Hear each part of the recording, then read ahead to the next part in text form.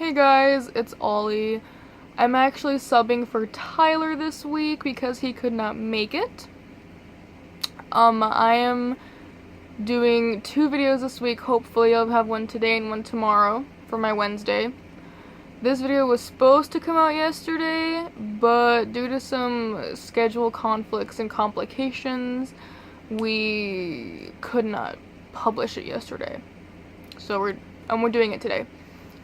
But basically, this is going to be a 2-part video.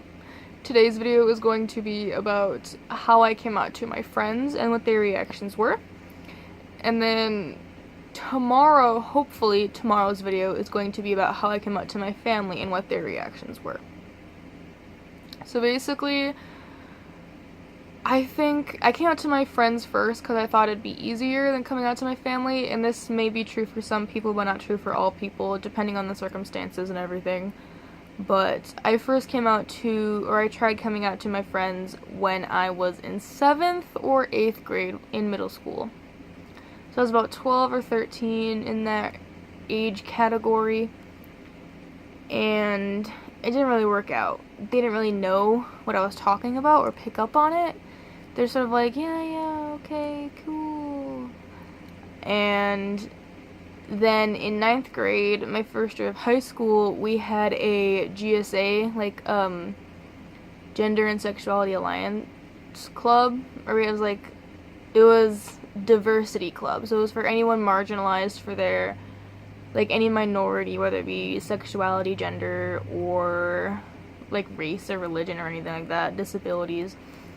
It was just for diverse students or whatever and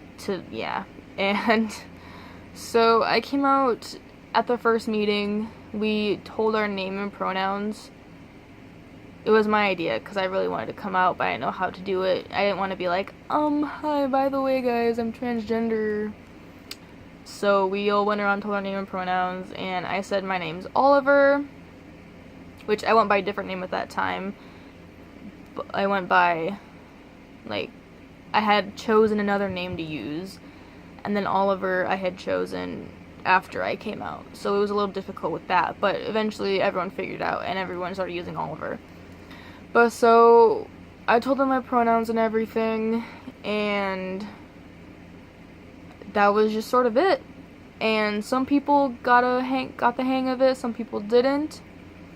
It took probably 2 years for my peers to start using the right pronouns, and some of my teachers started using them right away.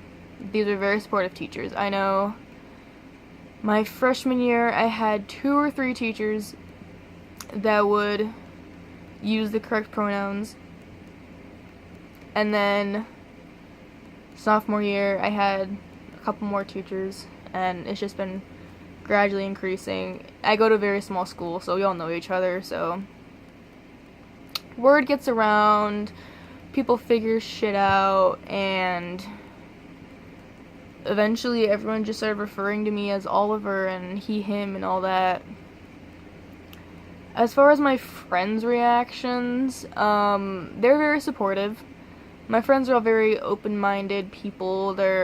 I would say about 90% of them, sorry, there was a noise. I would say about 90% of them are LGBT. So it was easier than anticipated, but it was still very nerve-wracking.